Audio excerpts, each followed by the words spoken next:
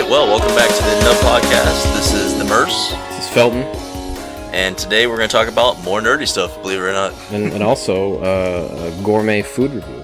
Yeah. Of all the wonderful chickens that you can eat in Brevard County. And probably explain to you how to change the oil in your car. So stay tuned. It's like that episode of Family Guy where Stewie is just got this mind-blowing question about Star Trek, about, I don't even remember if it was the teleporters or something, and he goes to the convention and he starts to ask the question, and everyone's in line going, what do you do when you have dry skin? Do you take hot showers? Yes. Hot showers equals dry skin. They're just like asking them for life advice, and he's like, oh, this is ridiculous, why would you ask these questions? That's honestly how I felt when I was at MegaCon this year. Yes. Like, every question was a stupid question almost, and it really drove me friggin' nuts, you know? It was like, what's your favorite color? If you could be any animal besides a rhinoceros, what animal would you be? Specific weird shit. Yeah. I felt the same way. The first panel I ever went to for someone I was like, you know, really admired was Jim Butcher. Yes. The first year I went to Dragon Con, I think. Mm-hmm. And that is exactly what it was. I had a relevant question to ask him about the plot and you know, this like story arc that he had been working on, and I thought it was on point, and I never got a chance to ask it because can I hug you? Yeah, no. Exactly. No, obviously not. There's guards they up have at the to stage say that to at keep the beginning. Yeah. Well, and then on top of that, when I saw Frank Miller, everybody wanted to ask Frank Miller what his opinion of Batman versus Superman was, because like some of that Batman was stolen from his Dark Knight Returns comic book that he wrote. So they were wanting to get a soundbite of him being like, "Oh, dude, fuck that movie. Everything sucks." Blah blah blah. And he's like, so they're like, "Did you see the movie?" He's like, "Yeah, I saw it." "And do you have an opinion on the movie?" "It was a movie." That's how he answered. Produced? That's how he answered it. I thought honestly that was classy as hell. It was like, I'm not gonna sit here and bash. Well, I like it. I think I like it more. When celebrities exceed expectation like that. That to me, I don't know. It makes them more human, I think, Absolutely. And not just the reality television that we all expect it to be sometimes. Yeah, you expect Frank Miller to stand up and be like, "Nah, Jalika, that movie sucked, and I'm gonna do this, I'm gonna do that. Well, I'm gonna throw my shoe, throw bottles around and act crazy like it's some type of Jerry Springer bullshit." Don't get me wrong. I hear that Frank Miller is a complete d-bag, but when he was up there, I thought he was it was very classy. He was like, it was a movie. I saw it. Move on. What about the other Frank? Frank Herbert. Don't know about Frank Herbert. See, that's another. We're just gonna start throwing Franks in there. Yeah, Frank Castle. What about him? Oh, Frank Castle would have ripped that movie in pieces. It was Dune, right? Frank Herbert did Dune. I think so. Yeah. Yeah. So, anyways, speaking of cons, there was the Space Coast Comi-Con that just happened this weekend. It was very classy. Yeah, what was it now? So our very own Felton Hot Glue went to the event dressed as Inspector Gadget, right? Inspector Gadget. I was Inspector John Brown. And how did that go? Really well. I did, however, look like there was a rain cloud following me around. How so? Well, you can see, for those of you who can't see what I'm pointing at, I have my two mannequin heads with my hats and wigs on top of it for storage, and my Inspector Gadget one was nicely pointed and up. Like his hair is angled. And over the course of the, couple hours we were there, I sweated so intensely because the AC died that my wig, the hair glue, started to, wear out because I was sweating so much. So not only do I have that, but I likely have to probably do some dry cleaning on my trench coat now because it's got this goopy hair goo shit all on the shoulders. So I'm like, well, this isn't good. I hope it doesn't stain. That sounds delicious. Yeah, really. It's amazing.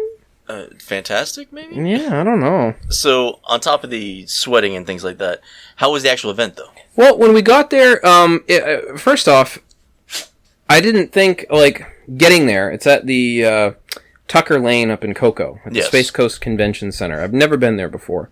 And at first glance, I thought, oh man, it's going to be tiny, oh no. But actually, it was small, but not as small as I thought, because it has quite a big area hidden in behind the main building. Okay. So the parking situation wasn't terrible. Mm-hmm. That's likely the shortest distance I've ever walked from the parking lot to a convention. Okay. So that was pretty good. I did enjoy that. We get inside, very quick to get in. There was like no line. The ladies at the front were super efficient. Here's your wristband. Boom, boom, boom. Really? Because I remember Nerdfest this year was horrible. Like we're sitting out there. Yeah. It started raining. Me and my girlfriend and my brother and her brother all sitting out there waiting, and it took them forever to get us in. So no, these ladies, they were top notch. Like I mean, even down to I gotta have your picture. Like they were super quick. Wow, that's I was awesome. like, man, these girls. I don't know if they work for the convention or for the actual building, but they were great. I don't know who you are, but you were super women out there. All right. You get a big A+ from the Nub. Oh, the gate ladies get an A+. They were great gatekeepers.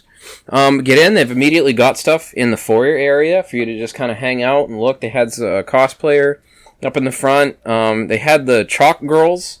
I probably should have gotten their names, but you probably could just Google chalk girls and the chalk twins or something. Girls. They do like chalk art. Oh, on, okay. Hardboard. I'm trying to think of what in the world a chalk girl could be. A girl made of chalk. They were quite good, and they were drewing. Wow. They were drewing. They were drewing. They were druiding something. No, they were drawing. I think it was maybe Naruto or that other one, Soul Eater. I think maybe it was Soul Eater. It was one or the other. It was one of those animes. Yes. One of those anime shows that's on there. That the kids like. That the hip hoppers like. Those little teeny boppers, as they say. So they had that kids giant with their pants, with the pockets, and the pockets and the pants and their shirts that they wear, the clothes. Yeah. So that was good. Those kids. So they had a video game room to the right, which there was some Super Smash going on. Mm-hmm. That there was a mannequin there. I don't know if it was somebody's without a shirt on. What that was for? That's not creepy at all. No. Way down in the corner was the tabletop stuff. Yes. So they did have a tabletop presence there. Yep. Yeah. Unfortunately, I was not able to go this weekend. I had some things come up, but I was really planning on going. But so I'm glad to hear that they had but it wasn't a tabletop.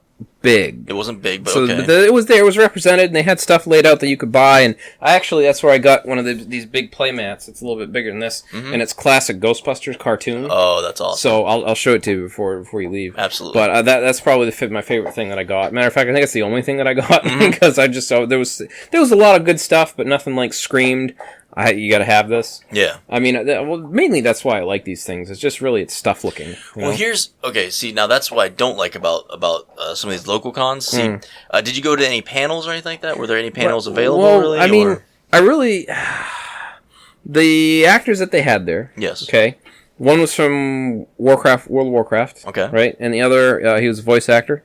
Had done a mess of things. Apparently, he's done like all of the animes. Okay. All of the English animes. There's a little ratchet sound for you. So here's my problem. When I watched anime in my younger years, I preferred it dubbed. Or subtitled. I'm sorry. Wow, I'm defeating the purpose of my own argument. I preferred it subtitled because I always felt, for one thing, for me it was less cringy. I could not stand most of the English dubs out there early days because they were terrible. Yeah. But, I don't know, I feel like there may have been stuff lost in translation when it came to the English dubs. I think it really depended on the movie, too. Because, I mean, I prefer dubbed just because I want to enjoy the art of the movie. I want to be able to watch it. And I sometimes find that I lose myself reading instead of actually paying attention to the movie. So... I know that's kind of a lame argument, but that's just one of those things. It's all how you process information. See, for me too, there's certain things that I'll be fine watching dubbed, but like Trigun, no, can't do it. Yeah. To this day, I've got to watch it because Vash, I thought the actor that did his original performance in the series, I thought he was perfect. Yeah. Like the Japanese voice actor, he was great. Yeah, I understand that, but what I'm saying is I think it depended on the movie because you see a movie like Akira. Yeah. And the voice acting in there is phenomenal. I have no problem with that one. Vampire Hunter D, same thing. Those kind of movies. Well, yeah, and again, it's I suppose it's production quality too.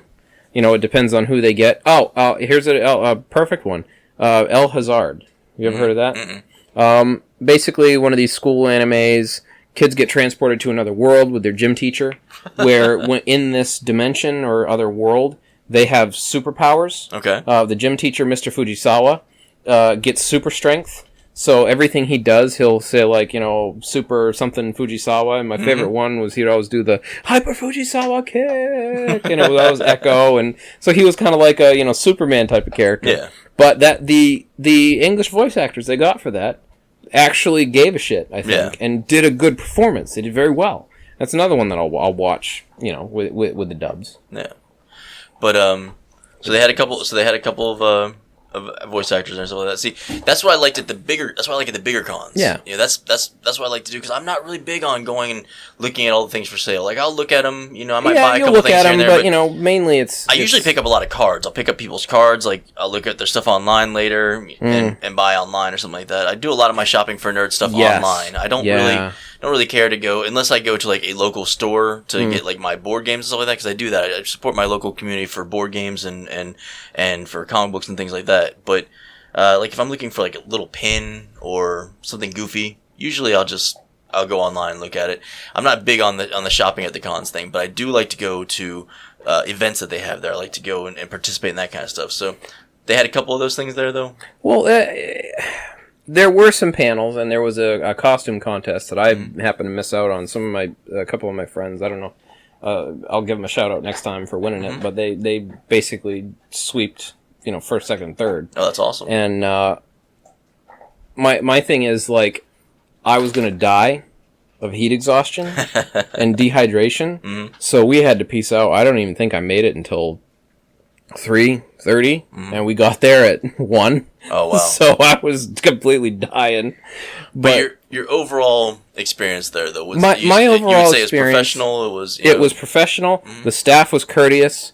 They featured a lot, and that's another thing, too, with a lot of the smaller cons, which I can kind of appreciate, but I have an argument with it, of featuring too many cosplayers. Okay. I don't have a problem with them, not at all. I think that's fantastic. You get to the point where you're recognizable and you got some notoriety and you get invited. Yeah. That's awesome. Don't get me wrong. I'm not shitting on that. But it seems to me like some of the more professional ones I have issues with.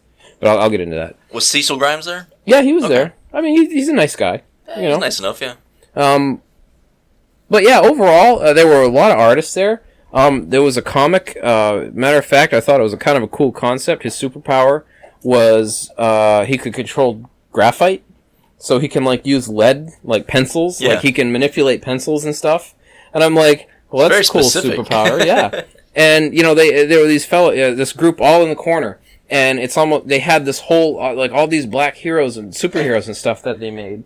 And I'm like, well, that's cool that they're making this whole universe with their characters. Yeah. And I'm like, I actually got a little pamphlet, and I'm like, I might act, because I don't read a lot of comic books, but just their enthusiasm and pitching the comic. Yeah. I'm like, well, shit, I might. You sold me on it. This kind of sounds like a cool start of something. I'll get into it. I really enjoy some of those comic books. I've found a couple of I guess independent comics kind of thing that I've really enjoyed. There was one actually where the gentleman has a autistic son like I do, and so he wrote a story about a character who is autistic, and it kind of it doesn't necessarily revolve around that the autistic character in it.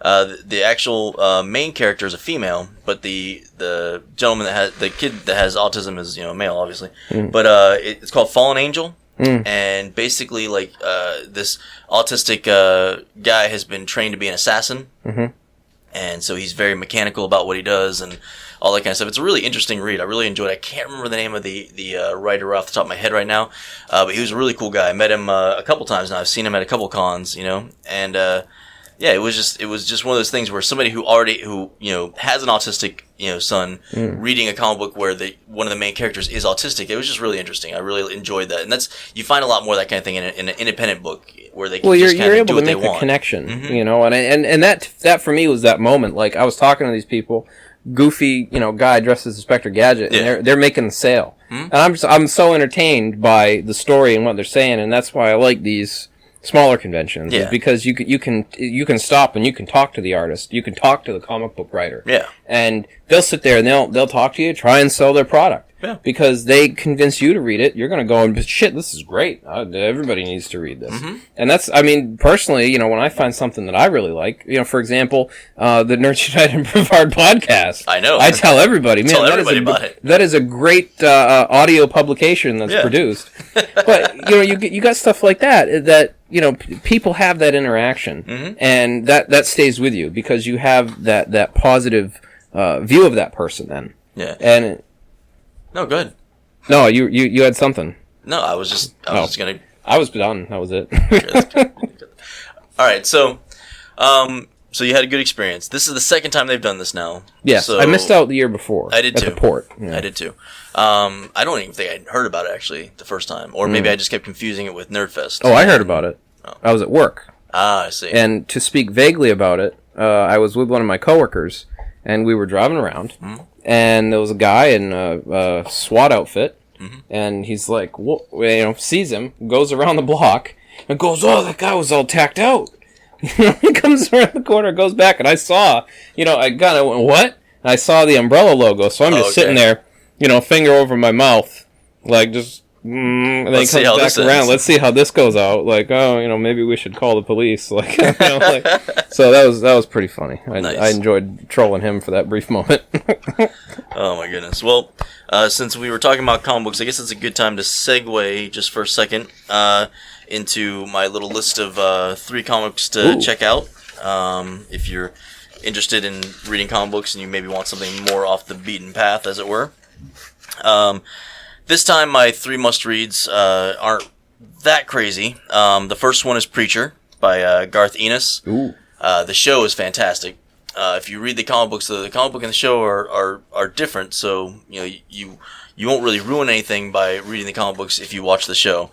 The comic books are a lot raunchier too, which I think is a little better. It's a little funnier, but it's definitely worth the read. One of my absolute favorites is actually Why the Last Man by Brian K. Vaughan. Brian K. Vaughan is a fantastic writer. He's done a lot of really innovative comic books. And Why the Last Man is basically about this guy who his nickname is Y, and he is the last man on Earth basically. All females. There was a disease that went through and left all the females alive, and all the males in this on Earth have died. And now it's like he's got to hide himself because women either want to kill him, F him, or both, yeah. So it's a really, really interesting story. Very, very creative and just a great. And it's actually a lot of fun to read because it's just watching society, kind of fall apart because there's only and it's not because it's just females. It's because half the population has died. Yeah. Kind of wonder how quickly though the population would diminish. I don't rightly know what the current death rate is. Don't know, but I would imagine without kids being born, I mean, something about it kind of evens out, but is a little bit more because there are more people being born than dying. Absolutely, that would be interesting. Well, see if do they address that? Honestly, I have not gotten that far into it yet. I've only read the first 3 or 4 story arcs. Which is. I mean, that's pretty far, I guess, because the story arc is about 5 to 6 comics each, so, it's pretty far into it. So I guess they haven't really addressed that too much. And then the last one is actually, I know that normally when I do these, I don't do mainstream comic books as much, but Jeff Johns, who's one of my absolute favorite comic book writers, he actually helped me really, connect with, my girlfriend at the beginning of our relationship, that kind of thing. He wrote Green Lantern for a long time. And so my suggestion is if you want a really fantastic story about basically space police that have crazy adventures throughout the galaxy, start off with Jeff Johns' Green Lantern Rebirth. Basically, it's the story of Hal Jordan, which is the not the original Green Lantern, but the original Green Lantern from the Silver Age, who had gone nuts in the 80s, early 90s, and pretty much killed off all the Green Lanterns in the world, and yada, yada, yada. He gets a second chance. He gets brought back to life and becomes Green Lantern again. And it's his story of kind of coming back into his own again as Green Lantern. Definitely worth a read. It's a fantastic story, and Jeff Johns just keeps building on from there, and it became a phenomenal book up until I think I just stopped reading it maybe a few months ago just because of time constraints and such. But and he's not writing it now anyways. It's a new writer, but still fantastic story. So definitely check those out if you are looking for some comics to read. You don't use iPhone, correct? I am more of an Android type of person. Okay. Well, iPhone 7's about to drop. And pretty much, I wouldn't say everybody's up in arms per se, but there are a lot of people that are giving it a big hassle because it no longer has a headphone jack. So are they going Bluetooth only? Pretty much. This is the first time hearing about it because I don't care or only give a shit Bluetooth. about iPhones. Now, for me, it seems to me that's really all they did. They added an extra camera. Now that it's got 2 cameras on the front, so it can do like stereoscopic 3D pictures easier. I don't know. See, what's funny is that the record 3D movies easier. The ad that came out was extremely vague. Oh. It was basically like, it's blacker than it used to be. It's got an extra camera. There's no headphone jack. But now they've released this little piece that will be coming with it, where you can plug it into the port that you use to charge it, and that's where you will be able to add your old headphone jacks. So that's pretty much what's been going on in the world of iPhone. For me, though, what's funny is the memes that have come out about the new iPhone. I mean, they've been cracking me up. Like, I saw a meme the other day that was the iPhone 7, no headphone jack. The iPhone 8, no home button. The iPhone 9, no phone at all. It's just an empty box. Put your money in it. Send it to the poor workers that fling themselves off of the buildings. Now, what is this about workers fleeing themselves off the buildings? I forget the name of the the company. Not Foxconn. I don't want to lambaste a company that's not responsible for it, but we'll just call it the place in China that makes iPhones. Okay. There was a lot of controversy. For probably 12 cents an hour. Yeah. There was a lot of, like, $30 a month, man, or a week. Woo. There was a lot of controversy a number of years back because the company had installed suicide nets in their, inner atrium areas. Mm-hmm. Because people were working, like, extremely long shifts. They lived in, abysmal dormitory areas in the actual factory. And there were a couple of people who actually committed suicide because they're just... Oh, this fucking sucks. I build iPhones all day. Ugh. So I can't even afford one. Yeah, can't even afford one. So a couple people jumped out. So their response, instead of critically looking at the situation and going, how can we make our employees not want to commit suicide working for us? Mm-hmm. They said, we'll just put nets up. Like, how? Oh man, that's not good. See, and maybe I'm just messed up, but as the kind of person that I am, as soon as they put those nets up, I would be like, okay, now we have like a free jungle gym. So now I can go to the top of the building, jump off, get caught in this net, and do this over and over again. Like now it's kind of a... I mean, if you put like safety nets, okay, every single floor, and made it in like this great relaxation, like SeaWorld had that giant like 5-story net contraption that it was terrified of as a child, but now... Was this for the whales? Like No, they made this 5-story jungle gym, and it was like all cargo nets, and you could see down all the way to the ground. It was horrifying. A lot of these theme parks are doing that now. I see they had that at Disney. Yeah. Are they calling it the iPhone Factory Experience? I believe so. Oh, I'm sorry. Oh, too But soon? yeah, I guess it's almost a degree of like indentured servitude that people are getting involved in.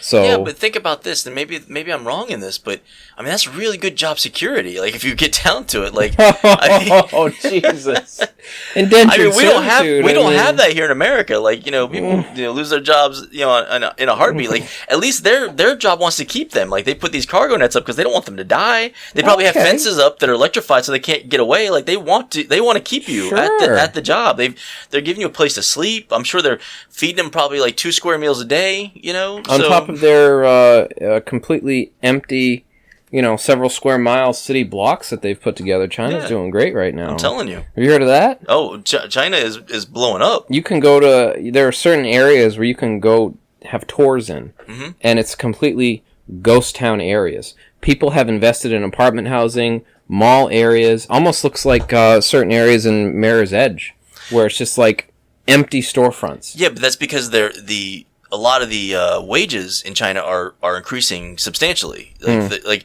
I don't know if you know this, and I have no idea what the figures are. But car sales in China have skyrocketed. Yeah. You know, people are driving, people are getting houses, people are moving forward. So it sounds to me like, you know, that's just the forward concern, thinking. Well, you know, I watched 2020 years ago. Yeah. And that was like the concern was the real estate market was creating a bubble and it was going to pop and people were going to lose tons of money because they were investing into these apartments that weren't getting housed. No one was renting. So maybe it's changing for the better, I hope. Yeah, I hope. I mean, I don't really know a whole lot. I don't know a whole lot about China's infrastructure. I mean, I don't have anything against them. They, you know, they make cool stuff and their Chinese, their food is fantastic, even though it's not actually what they they eat in China. Yeah, they just eat food. I mean, interesting, you know, people. I got no problem with them. I don't want to see their economy go to shit because there's a good chance, you know, ours will go with it. So yeah, don't. I'm just stuck on this cargo net thing though. Like honestly, like it's a suicide net. It's just maybe I'm crazy, but I just think of, you know, you're having a bad day. You know, you know. Maybe you know you only built 500 iPhones. You know, you're down like 50 iPhones from where you're supposed to be. You know, Chin Chin is angry at you. He's yelled at you like 8 times. You just go to the top of the building and you're just like jump off just for a free fall for a little while, you know, and just, you know. Well, they've got that guy that jumped out of an airplane and landed in a net. There you go. So apparently, you know, a building, I highly doubt that the net's not going to be able to handle that. So I bet you there's a lot of people right now that are just like, no, I can't stand these dudes now. I'm not listening to this podcast ever again. This is terrible. You know, maybe we should move forward. Yeah. So. The thunder agrees. Holy shit. Absolutely. So. I looked it up. Well, no, I didn't look it up. I apologize. You actually sent me a link to it, and I watched it. And now we know the name of it. Echo. Yes, the name of the game is Echo. It was a really simple name, too, and I don't know what was wrong with my brain, why I couldn't remember that. But I spent probably a good 15 minutes scrolling through my Facebook newsfeed. Just to find that. Trying to find... And once I started seeing the stories that I saw that morning, I was like, oh, I almost have it. Like, and then I saw the trailer for it, and I thought, there it is. Let me tell you, I watched the gameplay, I watched the trailer. I'm very intrigued. I'm extremely excited about this game. Now, again, this could be another No Man's Sky. You know, where it's like, I'm extremely excited about it. I really want it to come out, and, you know, I can't wait till it gets here. And then when it gets here, it's, you know, wah, wah. Mostly negative. Yeah. Mixed reviews, I think, was the last. Well, I think the reviews have become mixed now for all the patches that they've done. Yeah, so now people are like, the game is okay. So we essentially have a Vampire the Masquerade Bloodline situation again, where the initial release was poo. Yes. And now they're just valiantly trying to fix it, but you know that first impression, I mean, unfortunately, I don't know if I want to spend the time. I haven't bought it yet, and I was really excited about the game, you know. And a lot of the reviews that I'm seeing are like, yeah, it's you do this, that, and the other, and basically the same thing over and over and over again. I'm like, well, I don't know. I don't really. I mean, that's okay for me sometimes. I like a repetitive, like just. I'm gonna fall asleep playing a game. Kind of again, sometimes. I already have Lighthouse Simulator. I was a huge RPG fan back in the day, where I was playing like Final Fantasy and stuff like that, where you just walk around in circles and fight monsters over and over. Final Fantasy 3, there was that damn T-Rex forest. Yes. You level 99 dinosaurs you could fight. Yes. Oh, you get everybody up, ready to go. Next level. And over and over again. Hours. But yes, I don't mind the grind sometimes, but you know that's not for everybody. But let me tell you, so the studio that produces this game is Ultra. I think a lot of the people that are involved in this, from what I understand, I did a little bit of research. A lot of them are involved with the Hitman series. Okay. So I would imagine the stealth parts of it, you know, the combat parts of it. Let's talk about that after. Well, okay, but I believe that some of the combat for it will probably be relatively solid. I mean, you know, the Hitman games had some solid stealth and some solid combat. So if that's what they're bringing to the table, then you know that should shape up to be a good game. I love the concept of how you react before the lights go out is how the computer controlled bad guys will act when the lights come back on. That is really cool. So they're constantly going to be trying to kill me by walking backwards, crouching. Yes, after you get your character to back into corners and shoot yourself in the face over and over again. Yeah. We'll see. Because I think the only reason I even want to play it at this point is to just see how badly I can break the game. Because that really is going to be the only point in me playing it. Because I just want to fuck with it. Like, it's so good. Even that can be enjoyable, though. I mean, there's been plenty of games where it's like I'll spend hours trying to screw things up. Hitman. Oh my god. There's so many things I used to do in that game just to I spent probably a good 5 hours in, I think it was Blood Money. Mm-hmm. There was a map where you had to go kill a guy that was basically the guy from The Sopranos. Mm-hmm. And it was in like a suburban area. And I really couldn't find a way to get an accident on the map. But I figured out that if you go upstairs, there is like a split-second window where the guard is around a corner. And if you time it just right and delay a character by doing something, I can't even remember what I did to get it to work. I got it to the point where I could push him down the stairs, and he would fall. And if you did it just right, at just the right angle, he'd break his neck when he hit the bottom. Okay. And I could get the accident, and everyone would go, "Oh my god, he fell down the stairs!" That was way harder than it should have been. I don't think it was actually part of the game. I just think it was something one of the features in there that I'd exploited to get the accident. Yeah, I like doing that kind of thing. Like I used to get lost in the Grand Theft Auto games, just trying to screw with things, trying to find the glitches and get cars stuck in buildings and things like that, Or Rainbow Six, actually, this last Rainbow Six that came out, I would do everything I could to Siege? Yes. Yeah, I got that. I liked it. I would do everything I could to screw up, to screw with the bad guys by, blowing walls, and making them think that that's the way that was coming in, and then do something on the other side so they think I'm going to come in that way, and then just go right back to where I was. I never thought of that. I got so upset at the first missions that you do. Mm-hmm. It was like last one in the Alps, or I don't know, it was fucking snow everywhere. And I tried to do that so many times on the harder Those Rainbow difficulty. Six games are no joke. It wasn't a joke. It was ridiculous. I love them, I couldn't freaking get it. I love them. I'm not good at them, but I love them. I play online. It's fun. So we got some news coming up. Arrow Stephen Amell, okay, the really buff, guy that plays Green Arrow, yeah. I guess he threw his hat in. He wants to compete in the American Ninja Warrior. I thought you were going to say Olympics. I'm like, okay, like in archery, because that would be on point, I guess. God, that would be fantastic. I would love to see him get his ass handed to him by that guy that uses his feet that has no arms, and he is the greatest archer ever. Yes. Like, that's amazing. But apparently at the Salt Lake City Comi-Con, he was asked if he would want to compete in there. I guess they've been trying to get him to compete on it for forever. I don't know why, but whatever. So this was a thing, and now he says that he would like to do it. So he kind of tweeted about it and stuff like that. We'll see what happens. I wonder if maybe he was inspired by the Supergirl stunt woman. Oh my god, Jessie Graff. Yes. Yeah, she basically destroyed the track. I don't even know if it was there. Like, she just walked through it like it was. I remember. I honestly thought she was just doing like her Sunday morning calisthenics. Like, she's just like that was breakfast on the way to get coffee. Exactly. I just couldn't believe there's like this one contraption where it's a I-beam, but then it goes up and then over and down, and I'm watching her crawl up that, and I'm just like, effortlessly. How? Effortless. I can't even get up the stairs without getting winded. Which then makes you wonder, what is it she has to do in the Supergirl TV show that involves so much, like... physical... Yeah, like... That, I mean, I watched that show, and I found it wasn't really for me, but man, I'm going to have to start watching it again now and be like, what's she doing that she has to be able to maybe destroy the American wire Ninja work? Course? I don't know. Because they probably do a lot of wire work on that. I mean, whatever it is, it's amazing. So, I guess we'll see what happens when Green Arrow gets up there and, Oliver Queen is running around the track.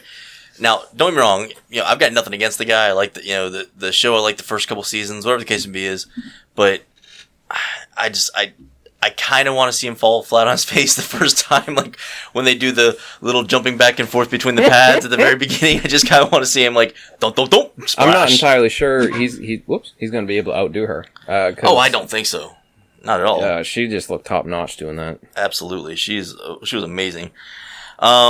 I know we talked about reboots and stuff a couple times now, and I think you know how I feel about reboots by now. I think everybody that listens to the Nub podcast knows that I'm not really a big fan of them.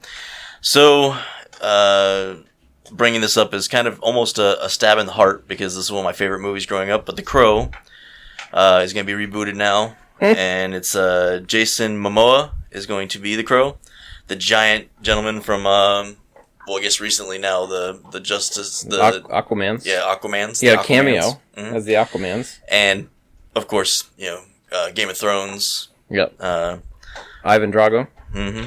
So. Yeah, I don't know how I feel about this because I do like him as an actor, but I don't remember. I mean, Brandon Lee was a small guy. Now we're gonna have was buff, but he was small. Now we're gonna have this giant Samoan as the Crow, and I just don't know. Again, I think we talked about this before. I'd rather just see another Crow movie, not a reboot. Yeah, I'd rather just see the same kind of situation happen. Blah blah blah blah. Different characters, the whole 9 yards. Just take that story and go with it. Don't make a reboot, but whatever. So that's coming out. Not really too excited about that. And then I guess, because Netflix is just unstoppable. They're the friggin' juggernaut of entertainment, it seems like nowadays. The Mythbusters build team. Yes. The three They're people. getting their own thing. Yes. I'm wondering if this is some type of the original guys were done, and they were like, "Yeah, we're done, no more." And these three were like, "Hey, we still want to do this. Mm-hmm. This is our only thing." I don't know. I just wondering what is driving it. I have no idea. I know that.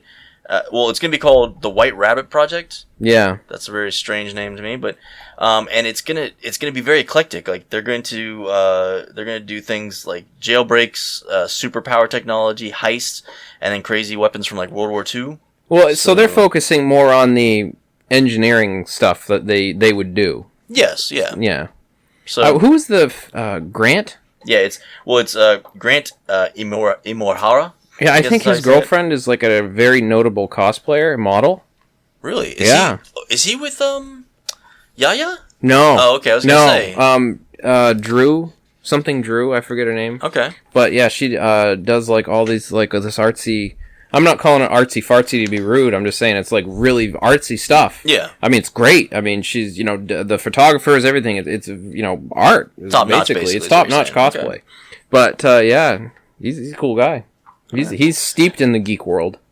Well, we'll see how the show does. I mean, I'll probably watch it to start out because I did like Mythbusters a lot. Oh yeah. I mean, after a while, it kind of got repetitive, and it seemed like they were no longer even doing myths. They were just like. Who was the ultimate Mythbuster? Jesse Ventura. I fucking loved that show. Beyond rationality. I loved that show. It was ridiculous. Conspiracy theory. I was a governor, a Navy SEAL, and in a Terminator ripoff movie. Did you notice that all those wrestlers that came from that same kind of time period, like the 80s and everything like that, they all had that same, let me tell you something, brother. Oh, yeah. Oh, Macho, let me tell you something, Hulk Hogan. Macho's gonna come in and save Diana. Oh, yeah? Well, wait till Hulkamania comes to your town. Oh. Oh, man. I've got these vitamins. Ooh, that causes shove them down your throat. Throat to collapse in on itself. While we're talking about reboots, and I mentioned Hitman, I just briefly want to express my disdain and love for the... disdain and love for the new episodic Hitman game. Okay. Because it is basically a reboot. They're not rebooting it, but they're going back to his origins, right? So, all the established canon that we already have up until Absolution, basically, I don't know what they're going to do. Are they going to start over? I mean, I feel a little almost like Contracts was a historical game where you went back and did all these older missions and whatnot. So, I'm a little upset because I paid the full price for it and got about 5 hours worth of gameplay. Yeah. And they're already releasing DLC content. I'm like, well, wait a minute. You're not even done. Yeah. I paid $60 and now you want me to get a damn tranquilizer dart or some bullshit. I forget what it is, honestly, because I got frustrated. With that being said, it plays really, really nice. See, I'm having the same good game. I'm having the same issues. It's not out yet. having the same issues though coming to terms with the fact that one of the games that kind of influenced my whole childhood as far as gaming was concerned for a long time, Final Fantasy VII, is getting a remake, but they're going to do it episodic, situation and that kind of thing. And it's like, what is the money grab thing is just, it's just killing me. We can get it out faster. Yeah, I don't care. Give me the whole game all at once. Let me pay one solid fee and then move on to a new project. Make a new game, If Valve didn't do it and they didn't like it, I think everyone else should have gone, maybe we shouldn't do that. Now, it works with Telltale, but what do? They give you a whole damn game and go, this is episode 1. Yes. Right? Let's separate that out here. I'm not shitting on Telltale. No. Because that's a whole other Is market. Telltale the ones that do King's Quest? Yeah, I think so. I'm just now starting King's Quest. I'll have to look and see who it is. Yes, the one that you can download. Now, and like the first episode is free, and then you download the other episodes after that by paying a fee. I'm telling you right now, if the rest of the game is like the one the part that I bought so far, Lloyd is the announcer? Yes, I will definitely be buying the next installments. But it's a full game. I'm not completed with the first. But I mean, they do. That's what they do, though. They've created something different. They've taken the idea, the episodic gaming of. Oh, we'll give you 3 hours here, 4 hours here, this mission, that mission. No, don't do that. If it's a game where I plan on spending hours, i.e. Final Fantasy, leveling up, moving around, going to visit this person, that person, yada, yada, yada, give me the whole damn game now. Well, especially since you already know what's going to happen. Yeah, exactly. What are they going to do? Remake the game? Like, change things? Like, Aerith didn't die. She kills Sephiroth. Yeah, hold on. That fucking, this whole... Oh, spoiler alert. Yeah, by the way, Aerith gets stabbed, vertically in her abdomen from her spleen to her heart. I know that I'm going to sound like a little girl here, or whatever the case may be is. I don't care. I cried like a baby when that happened. I was very upset. I was upset. I was like, are you kidding me? And the main reason I cried like a baby, though, and this is going to sound really horrible, is that she had my was it the copycat materia on her that was completely leveled up when she died, and I didn't get that back. I was like, are you kidding me? They didn't even think to warn you, oh, by the way, or just let me go. When he picks her up and he goes to put her in the water, they should have brought up the inventory box for a second. Hold on, rifle through the pocket. Exactly. Let me get that stuff. Maybe back. I'm a douchebag in that sense. I had to go and and reset my game, which was, I think I lost an hour or two of gameplay to do it, so I could get back, That's some of the worst, though. Yeah. Especially, you don't want to have to redo the repetitive stuff that you just did. So anybody out there that hasn't played Final Fantasy before, when you go to play this remake, don't give her anything. But the people that were like, oh, well, if you do this, that, and the other, you were supposed to be able to bring her back to life, and they didn't finish the game. And yet the makers and writers were like, no, she was supposed to die. She was supposed to die, bro. Sorry. And it was supposed to be a traumatic experience. That's same with what we wanted. Because they gave the gamers that in the same game when was it Sith Cat or Cat Sith or whatever his name is dies and then comes right back. Yeah, well, he's in 9 Lives, right? Yeah. So, I mean, that happened within a couple minutes. Oh, I'm the new Cat Sith thing. It's all right, cool. I'm trying to think. Final Fantasy 3 was the one with the fellow that could do the mimic ability. I forget his name. He was just kind of an amorphous blob of sheets. Was he a blue mage, I believe? No, I don't know. I just remember he was really cool. Okay. I liked him and I liked Setzer. Yeah. They were my favorite characters. I've always been a big fan of the Final Fantasy games, except for, I think we discussed this last time, was it Final Fantasy 13? I just was not... That did not tickle my fancy at all. QTEs. Ooh. Yeah, no, I'm good, thanks.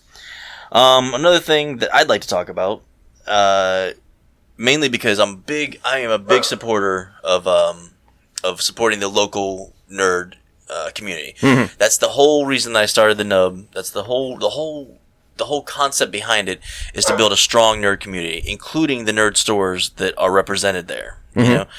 If you can buy it at the store, I go and buy it at the store, and I really recommend that other people do the same because it keeps the stores open, it keeps the stores going. A lot of the times, the stores will do things like they'll have free comic book days, and they'll have board game nights, and they have all these events where you can go to the store and have a good time, and it costs little to no money a lot of times.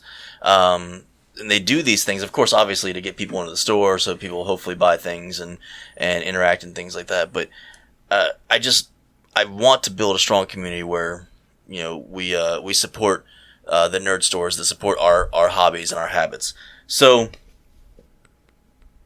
well, the mainstream, I think, thing is a lot of people don't realize these stores are around, they do exist, and yeah, you can get the same things that you enjoy that you can get from, and the issue I have with these geek boxes that you can buy, all that stuff you get from stores. Well, sometimes they're exclusive. Well, sometimes I'm not talking about. Well, the point that I was going to make actually had to do with my issue with big name stores now carrying. Oh, like Target. Yes. Oh my God, they have Toys a whole R Us and things like that. They're starting to carry like designer board games, and you know that I'm a huge board game fanatic now. I've heard that. Yeah, I play a little, here and there. It's all Munchkin. Everything is Munchkin. Anybody that's a huge board gamer is going to be like, Munchkin, like flipping tables and stuff. It's just Munchkin and Cards Against Humanity. That's it, just all day. Oh well, there you go. That's some. I'm a huge board gamer. That's all I play. That's some Settlers of Catan stuff right there. Yes. So they're starting to carry a lot of these designer games, and okay, I think I brought this up actually on the Nerds United Brevard group page. I wanted to kind of rant a little bit about it, how it, I find it kind of upsetting. And somebody did come back with a good point about, well, what about those people that don't have such a great nerd community in the areas where they live and things like that? They have a Target or Walmart. Yeah, they've got a Barnes and Noble or something nearby. And I'm like, okay, I get that. That makes sense to me. I understand that. It's just, it's frustrating when that something, when that companies like Walmart and Target and all these other places, their whole thing is about making money and putting other places out of business so they can make more money, And now here they are, kind of competing with mom and pop shops that do board gaming, and essentially, it becomes an issue where I worry that they might start putting them out of business. And again, somebody else made a valid point. Oh, well, what if they start there, they get a board game there, and then they find the shop, and that kind of like leads to them coming to the shop afterwards. And it's like, okay, that's cool, that's great. So then my question is, how do we reach those people that have found the board games at Target, at Toys R Us, at Barnes and Nobles, and fold them into a community of already established places like Dogs of War,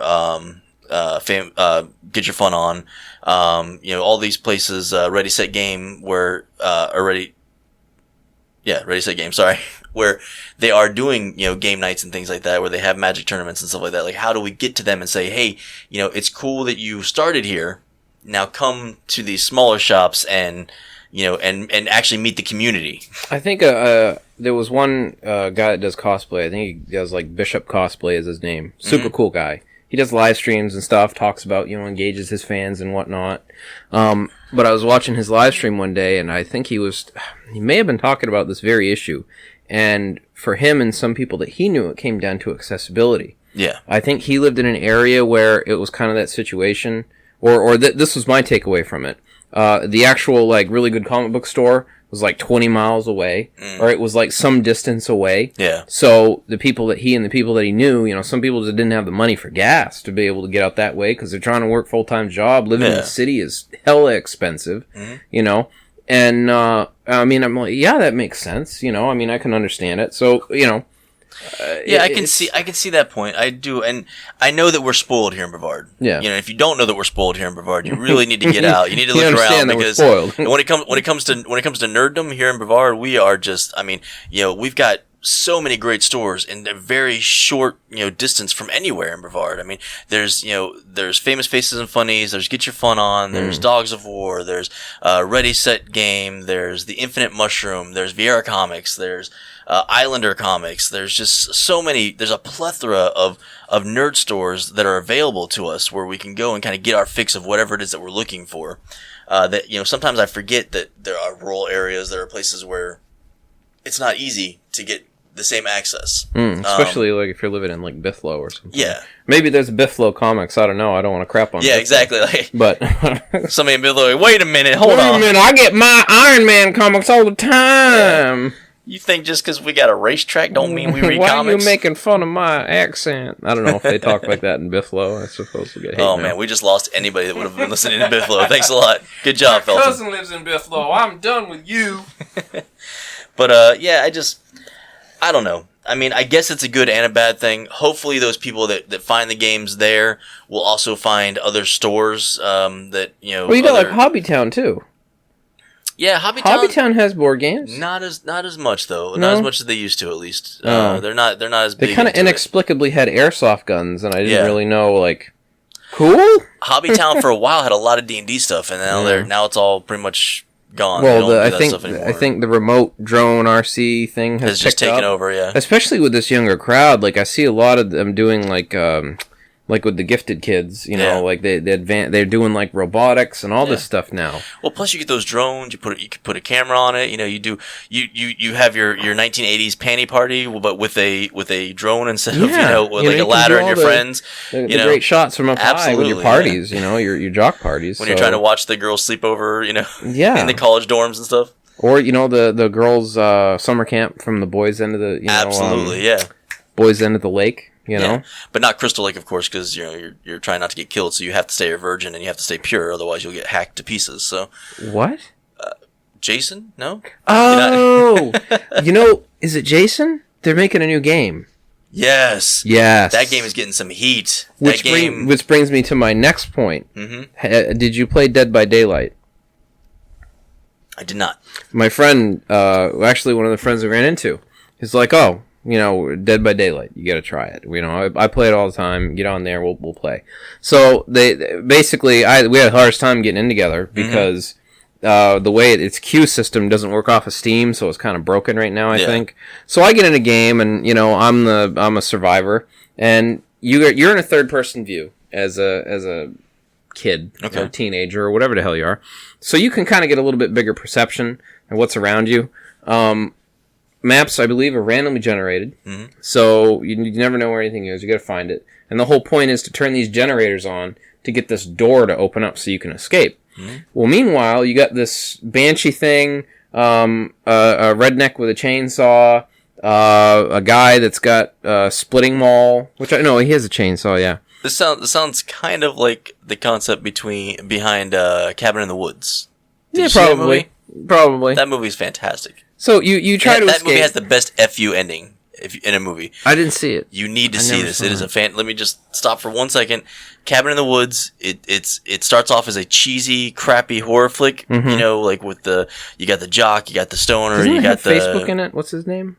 Or am I thinking of another movie? I don't think it has Facebook in it. No, but kid that was in Facebook. I know what you're talking about. Yeah, no, I'm not saying like Facebook is actually in the movie. Yeah, Facebook has stars as an amorphous person. I don't want to give. See, explaining it maybe gives too much away, so I don't want to give too much. I'll figure it out. But basically, it's not what it seems on the surface, and it's actually really like a horror comedy. The people getting killed are the bad guys. No, not that bad.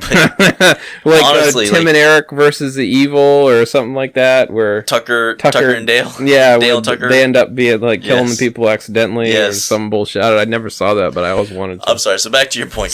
So you're running around. I nearly peed my pants trying to run away from this guy with the bear trap that was chasing me. Mm-hmm. So that was fun, and I'm like, well, I didn't like that too much. So let me be the monster. So I, got in there, and oh man, that was so much fun. And I found that if you get 2 of them out of the 4, it says brutal victory. So I thought, well, I don't need to go after all 4 because it says I win if I get 2. Yeah. So I'll get 1.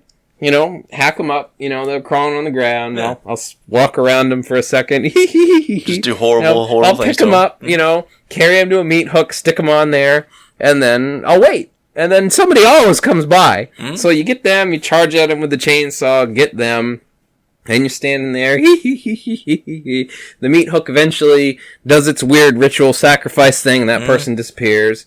Then you get them, you put them on another meat hook. Then they disappear. And every single time, without fail, look, go you fucking camper! I'm like, what?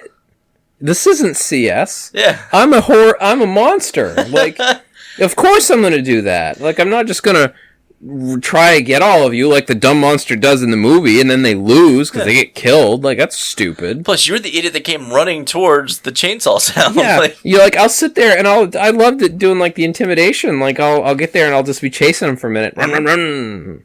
Run, run, run. Like, you can rev it up. Yeah. I'm like, run, run, run. I'm just like, oh, that's so much fun to me.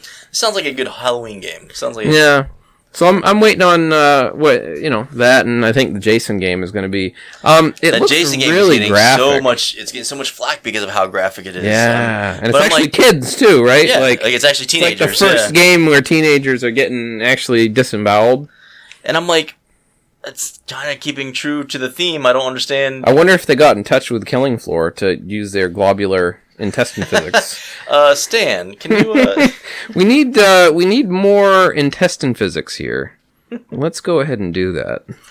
Another thing, just to kind of bring up like a local event coming up real quick.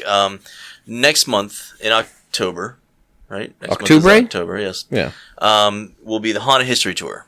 Ooh, yes, I've heard of that before. Yeah, it's something that my family puts on every year. All the money that is raised during it goes towards organizations like the Boy Scouts of America, a group called Project Suds, where they kind of wash clothes and things like that for homeless people. Just things like that. That's nice. But the reason I bring it up is because we're going to be looking for volunteers. So anybody that's listening to the podcast that would like to volunteer for the Haunted History Tour, please.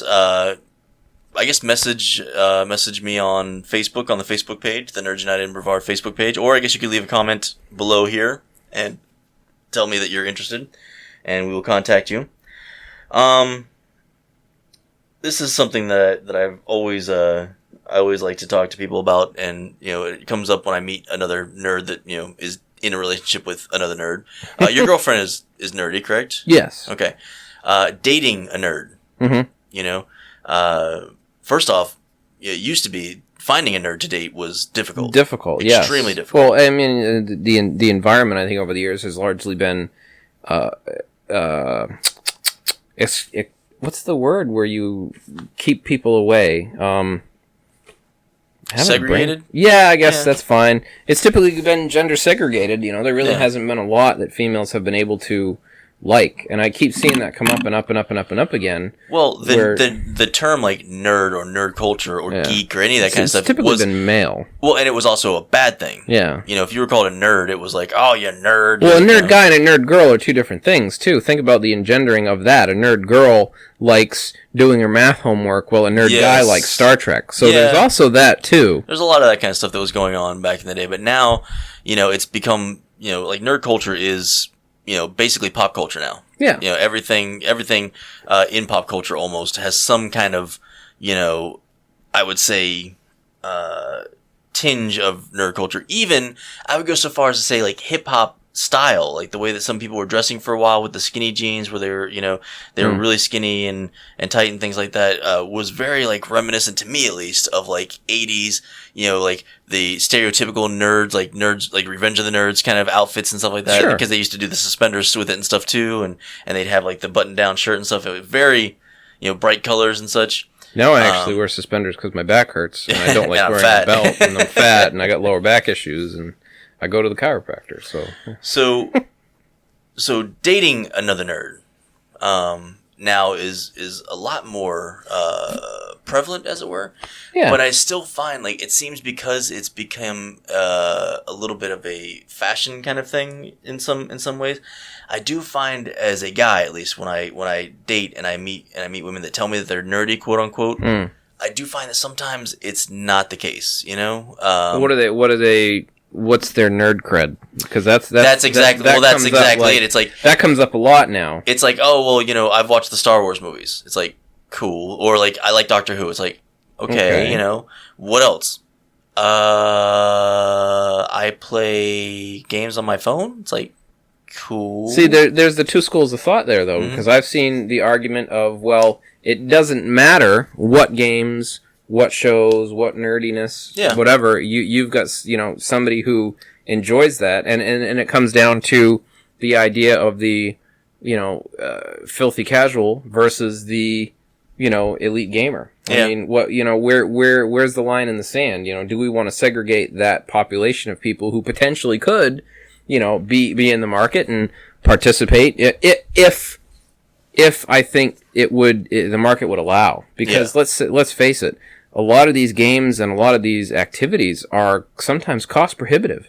Not everyone can be part of the PC Master Race. Absolutely. Not everyone can even be part of the Xbox or PlayStation Potato Guild. Mm-hmm. I mean, some of the stuff is too expensive. Yeah, and it's always been and that way. That's the problem with nerd culture too. Is a lot of the things that we're into are look at cosplay. Pricey. Yeah. Yeah. Jesus! People spend. My girlfriend was just complaining the other day because we went, shopping for items, together for her next cosplay, and thank God for Goodwill. We were at Joanne Fabrics, and we got up to the counter, got our stuff together, and we're looking at the tickets. It's like, holy crap! Yeah. Have you been to By the Pound? No, I haven't. The Goodwill up in Rockledge. Mm-hmm. We call it By the Pound. Okay. Because that's what it is. You go there, and you pay like so many cents per pound of clothes. Really? And they just throw everything in tubs. And you go in there, and you would not believe the amount of awesome crap that I've gotten from... Which Goodwill is this? You go up US 1 into Rockledge, and there's a beautiful Goodwill sitting there. I'll have to check this out. You go there, and they say, okay, here you go. They weigh it, and you buy clothes by the pound. That's pretty I even got a giant roll of gray vinyl there. Yeah. It was like $10. Oh my God. That shit would have been probably like $100 at... Absolutely. Easily. Joann's. Easily. I mean, it's a little moldy, but whatever. Yeah, I use it when I need, some that musky smell might actually add to the cosplay itself. It makes it smell delicious. Yeah. It's like, smells like feet. Yeah, well, somebody walked all over it. There's a carpet.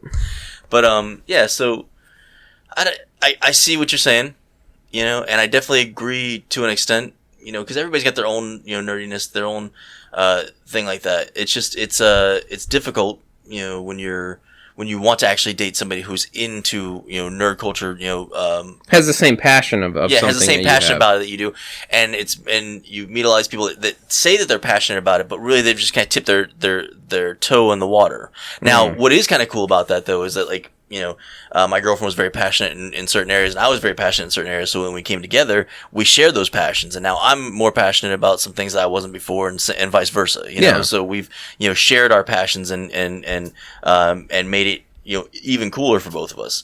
But I'm not really sure where I was actually going with this whole point. But basically, what I'm saying is, it seems to me like nowadays it's easier to go out and meet someone who's into nerd culture and actually start a relationship that way. Well, it's more available, it's more mainstream, and it's more socially acceptable. And the reason I bring this up is because I was thinking that we should launch the Nubs United in Brevard dating site. I'm still trying to come up with plenty of nerds in the sea. I'm still trying to come up with my own clown dating site because there's quite a few out there. I mean, we could piggyback off of that. BrevardClownDating.com. BrevardNerdClownDating.com. Oh, and now you know what? Every time now, there's only gonna be 3 people on there. Once a week, I hear that damn ice cream truck now. Years living here, and I'm sitting here, I'm playing, we're doing something in the dark, and I'm like, See, and what's funny is every time I introduce the Nub Podcast to people that aren't into nerdy things, and I give them the whole ice cream truck thing, ice cream truck experience. They're like, why don't you do more of that? And it's like, okay, that was fun and it's funny, but that's not exactly the point of the podcast. Yeah. Like, if it happens spur of the moment, absolutely. But, we're not, going out of our way just to, talk about, clowns and ice cream trucks. Although we could probably do an entire segment strictly related to that. And maybe that'll be like the 20th episode, special. Clowns and ice cream. Clowns in everything. Clowns in life in general. Oh, God, no. Where we all float down here. Although, I do think, back to your haunted history tour. Yes. What in the hell is wrong with me? Haunted history tour. Y'all want to go on that haunted history tour? That Buffalo voice here, come back, get me right in the butt. Now we're losing more and more people. Thanks a lot. Lord, I'm making fun of Buffalo again. But I'm wondering if we could do like an on location recording. Actually, that would be really interesting. I don't I don't know where to even begin technology-wise. Microphones, I mean, I just... Oof. Yeah. That's something we should actually think about. Yeah. If you'd be interested in hearing that, please put in the comments there. Like, subscribe, and put in the comments. Exactly. Live stream. Oh, you need a computer and all that horse shit. Absolutely. But yeah, that would actually be kind of interesting. We could, I go through it every year because I'm involved with it. But it would be interesting to have you going like cold turkey, or not cold turkey, but just I'd dress Beetlejuice. Exactly. I got that there. So. But go through for the first time and see what it's like and kind of describe it, to the audience and things like that. That would be kind of interesting, actually. I put on back in the day when I did karate, did a haunted house, and it rocks a little bit.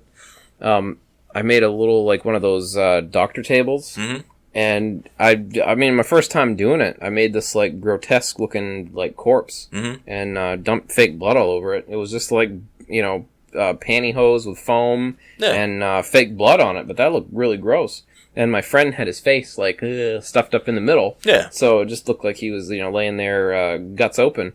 Every single kid that went by that cried. I'm like, wow. Well, I'm demented. Understand that the Haunted History Tour is actually a family-friendly event that we do. So it's not necessarily about the grotesqueness. It's actually more interesting because, my dad, who's the main person that puts it on,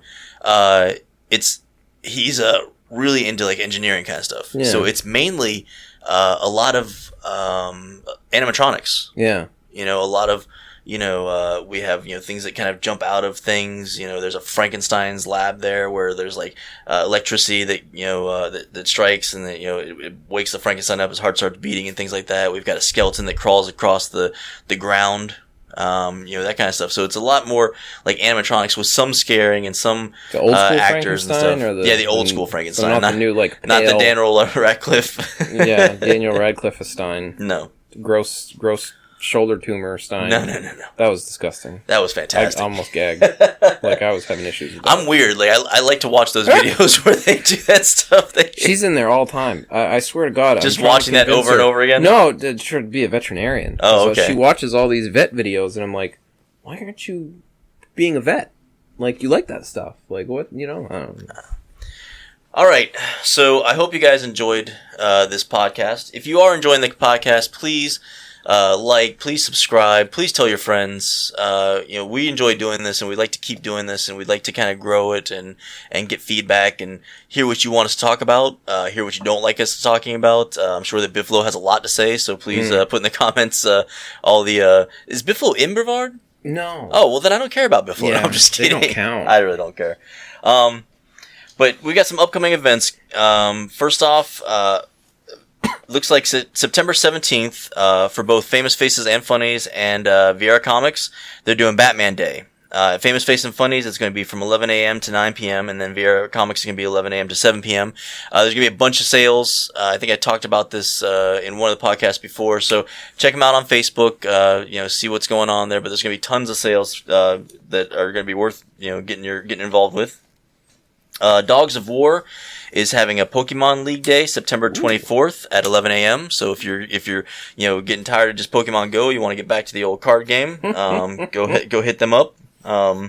Get Your Fun On and Ready Set Game on September 23rd are going to be doing the Kaladesh pre-release for Magic the Gathering, the card game. Okay.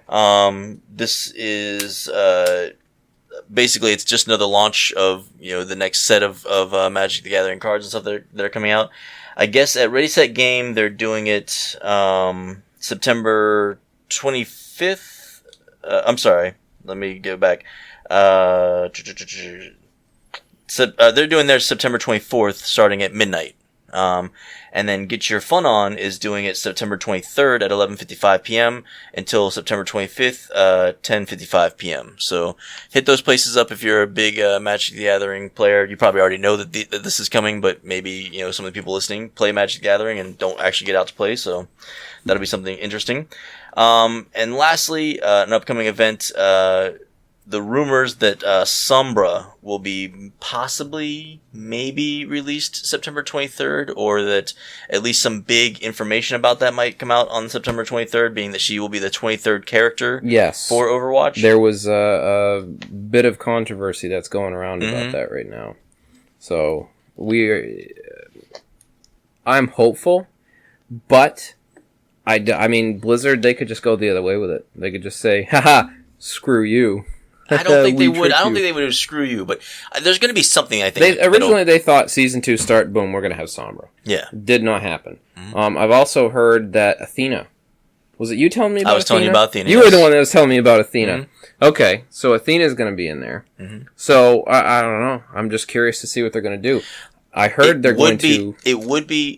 It wouldn't surprise me at all with all the rumors and the way that they've been releasing information, and the way that they've been doing things with other things with Overwatch. It would not surprise me at all to see at least some kind of big announcement on the 23rd, being that she is the 23rd character. Or just goofing and making another another clue or something. Yeah, take it like another deeper. Maybe another video announcement that they're going to give McCree a buff because they keep nerfing him. A waifu in Wisconsin cosplayed him. So they're going to give him a buff now because everybody cosplays Diva in May. So they'll leave them alone. Mm-hmm. But, fuck McCree. Screw that guy. Screw him. Even if it is somewhere in the world. But would like to thank you guys for listening. I hope you guys have a good week. Look for the next Nerd United Brevard podcast next week. Roughly, we're going to try to have them out on Wednesdays, I would imagine. We're going to change up our schedule a little bit, because I guess you're going to start coming over Saturdays. Well, either way, we'll just try to have it released on Wednesday at least, and we'll see what happens. All right? This is the Murse. It's Felton. And we'll talk to you later.